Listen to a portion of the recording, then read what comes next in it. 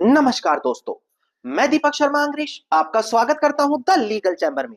अब दोस्तों, आज की वीडियो में मैं बेटी का जो संपत्ति में अधिकार होता है, जो बेटियां संपत्ति में बराबर हकदार होती हैं, उसके ऊपर जो बिल्कुल लेटेस्ट निर्णय आया है, जहां पर कहा गया कि अगर आपकी प्रॉपर्टी का कभी भी बंटवारा हो गया, साल 2005 से पहले ही हुआ हो, क्योंकि साल 2005 में कानून में संशोधन हुआ था, और अगर आपका बंटवारा 2005 से पहले ही क्यों ना हो गया हो, इस ग्राउंड पर आप बेटी को संपत्ति में हिस्सा देने से नहीं मना कर सकते। और जो लोग यहां पर ऐसे केसेस को शुरू में ही खत्म कराना चाहते हैं, उनके खिलाफ काफी बड़ा यह फैसला है। पर आज की वीडियो में मैं आपको यह सारी चीज काफी डिटेल में समझाने वाला हूं, जहां पर एक एक चीज आपको समझाई जाएगी कि कानून का संशोधन क्या हुआ, लैंडमार्क जजमेंट में क्या कहा गया, और कब अगर प्रॉपर्टी का बंटवारा दिखा दिया जाए तो बेटी उसमें हिस्सा पाने की हकदार नहीं रहेगी। और आज की जो ये लेटेस्ट जजमेंट है वो क्या कहती है, आज हम काफी डिटेल में आपको जानकारी देने वाले हैं। अब दोस्तों, अगर आप लोगों को हमारी ये वीडियोस अच्छी लगती हैं, अगर आप लोगों को लीगल चैम्बर की टीम से किए गए एफर्ट्स अच्छे लगते हैं, तो बिल्कुल छोटा सा अनुरोध है, वीडियो को तुरंत लाइक करें और कमेंट सेक्शन में जरूर लिखें कि देश और दुनिया के किस कोने से आप हमारी ये वीडियोस देख रहे हैं। तो चलिए दोस्तों, अब आज की इस वीडियो को हम ज्यादा लंबा ना करते हुए आज की इस वीडियो को स्टार्ट करते हैं।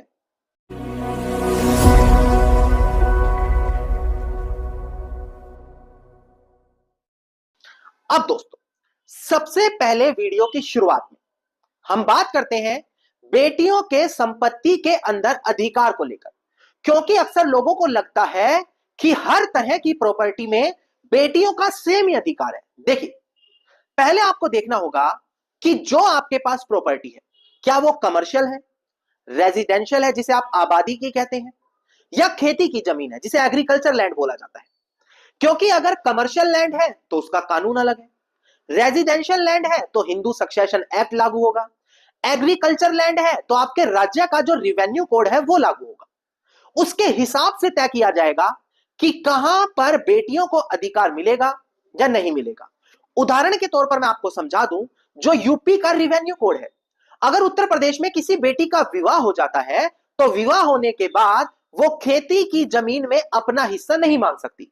यह चीज उत्तर प्रदेश रिवेन्यू कोड में साफ साफ शब्दों में बोली गई, जबकि अन्य राज्यों में ऐसा नहीं होता। अगर हम आबादी की जमीनों में बात करें, उत्तर प्रदेश के अंदर ही बात करें, तो वहां यह चीज नहीं है, बेटी और बेटे बराबर के हकदार हैं। तो यह चीज आपको समझ में आनी चाहिए कि जिस संपत्ति पर विवाद है, पहले यह देखना पड़ेगा कि वो किस प्रकार की संपत्ति है। दूसरी चीज, मैं आपको एक काफी बड़ी जानकारी दूं कि ऑनरेबल सुप्रीम कोर्ट समय समय पर, चाहे एग्रीकल्चर लैंड हो, कमर्शियल लैंड हो, रेजिडेंशियल लैंड हो, बेटी के संपत्ति के अंदर अधिकार को लेकर लैंडमार्क जजमेंट देता रहा है। जैसे 2015-16 दनामा, उसके बाद फूलवती केस, उसके बाद विनीता शर्मा बनाम राकेश शर्मा 11 अगस्त 2020, 2024, 25 अनेकों जजमेंट आई है जहां पर बताया जाता है कि कब बेटी का अधिकार है और कब बेटी का अधिकार नहीं है। पर एक आम व्यक्ति या फिर वो व्यक्ति जो कानून के प्रति अपडेट नहीं रहता, उसको जानकारी नहीं हो रही, उसको पता ही नहीं है कि कब बेटी हिस्सा पा सकती है और कब नहीं पा सकती। पर इसका समाधान लीगल चैम्बर टीम आप लोगों के लिए अब लेकर आ गई है। जी हां, हम बात कर रहे हैं वीआईपी व्हाट्सएप ग्रुप। ये एक ऐसा व्हाट्सएप ग्रुप है जो हर एक व्यक्ति के लिए अवेलेबल है, चाहे आप आम नागरिक हैं जिनका कोर्ट में केस चल रहा है, आप एक लॉ स्टूडेंट हैं, आप एक एडवोकेट हैं, डेली जजमेंट की रिक्वायरमेंट हर किसी को है। और अगर वो जजमेंट उसके फेवर की गलती से उसके हाथों में लग गई तो फिर तो कहना ही क्या, कोर्ट केस उसी का हो गया। तो इसीलिए इस ग्रुप की इतनी डिमांड है कि मात्र कुछ दिनों में 350 से ज्यादा लोग इसमें जुड़ गए हैं। अब यहां पर हर एक लेटेस्ट जजमेंट आपको मिलती है, उसको एक्सप्लेन किया जाएगा, पीडीएफ कॉपी दी जाएगी। अब इसमें हमने कुछ चीजें और जोड़ दी हैं, लैंडमार्क जजमेंट भी जल्दी शेयर कर रहे हैं, कुछ जरूरी कानून भी सिंपल लैंग्वेज में शेयर करेंगे, ताकि ये एक ग्रुप आपको सभी नॉलेज दे दे।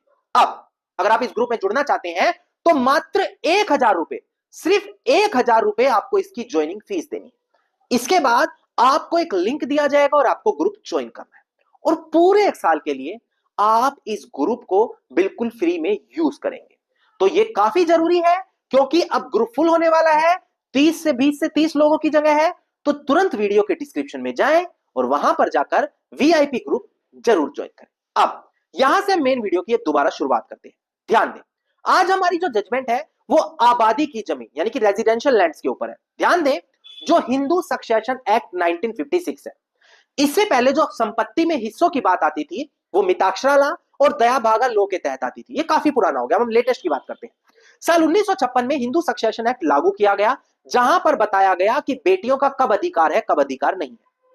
इसके अंदर साल 2005 में संशोधन आ गया, सेक्शन 6 अगर आप पढ़ेंगे कि अब बेटी हो या बेटा हो बराबर से कुपासनरी प्रॉपर्टी यानी कि पैतृक जमीनों में हकदार होंगे। पर 2005 से पहले ऐसा नहीं था।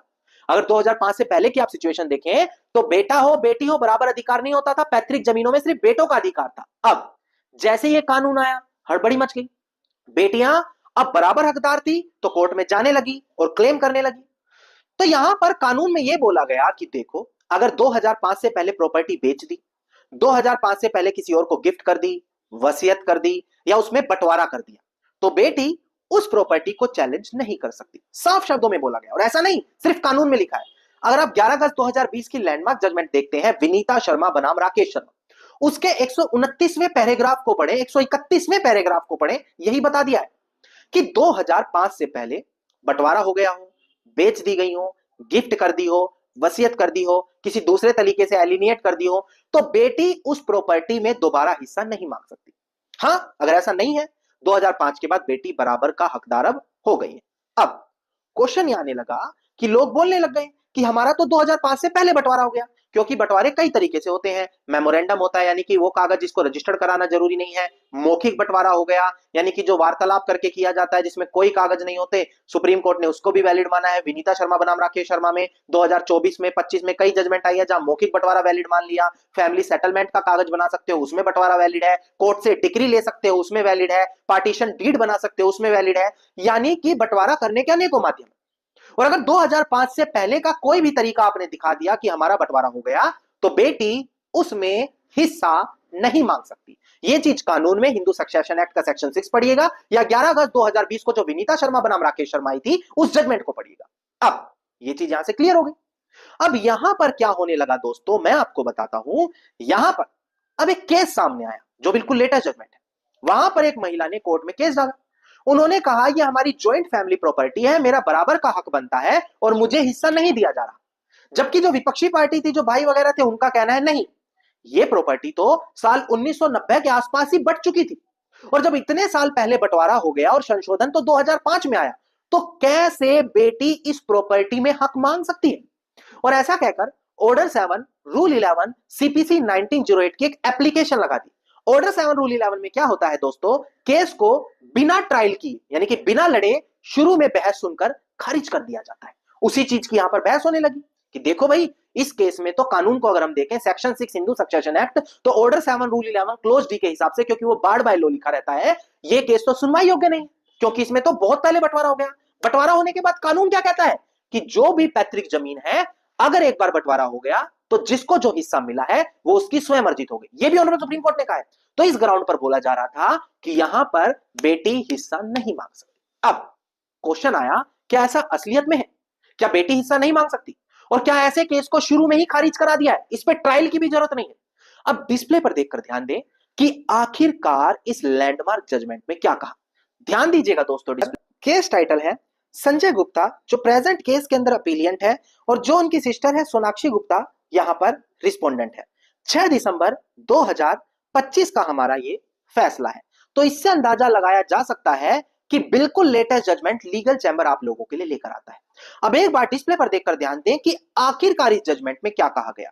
देखिएगा दोस्तों डिस्प्ले पर, यहां पर जो डिविजनल बेंच है ऑनरेबल दिल्ली हाई कोर्ट की, उन्होंने ये जो अपील डाली थी कि केस को शुरू में ही रिजेक्ट करो बंटवारे के, क्योंकि यहां पर तो हमने बहुत पहले ही बंटवारा कर लिया है और कानून के हिसाब से इस केस को अब सुना ही नहीं जा सकता। डिविजनल बेंच ने ये जो एप्लीकेशन है इसको डिसमिस कर दिया। उन्होंने बोला कि देखो, यहां पर ये जो आपका मैटर है कि ये जो हमने बंटवारा कर लिया है, ये ट्रायल का मैटर है, इसको ट्रायल में कंसीडर किया जाएगा कि आपका बंटवारा वैलिड था भी या नहीं, डॉक्यूमेंट जेन्युइन है क्या नहीं। इसको बिल्कुल शुरू में ही कंसीडर कर लेना यहां पर गलत इंपैक्ट डालेगा।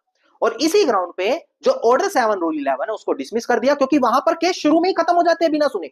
तो ऑनरेबल दिल्ली हाई कोर्ट का कहना है हम ट्रायल में कंसीडर करेंगे, आपके डॉक्यूमेंट देखेंगे, अगर आपका बंटवारा वैलिड है तो कानून कहता है कि उसको चैलेंज नहीं किया जा सकता 2005 के संशोधन में, और हम उसमें बंटवारा नहीं होने देंगे। और अगर वो डॉक्यूमेंट वैलिड नहीं है तो बेटी आज भी बंटवारा पाने का हकदार है। पर सिर्फ डॉक्यूमेंट देखकर हम ये तय नहीं कर सकते कि ये केस क्या ऑर्डर 7 में रिजेक्ट होगा या नहीं होगा। और ये चीज हर उस व्यक्ति को पता होनी चाहिए जो किसी बंटवारे के केस को सोचता है मैं शुरू में ही खत्म करा दूं।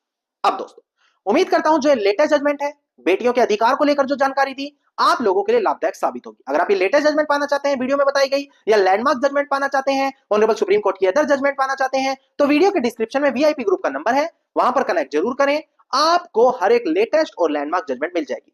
और अगर आप इसी प्रकार की हर महत्वपूर्ण जानकारी पाना चाहते हैं तो चैनल को तुरंत सब्सक्राइब करते हुए नोटिफिकेशन बेल आइकन आप जरूर दबा दें।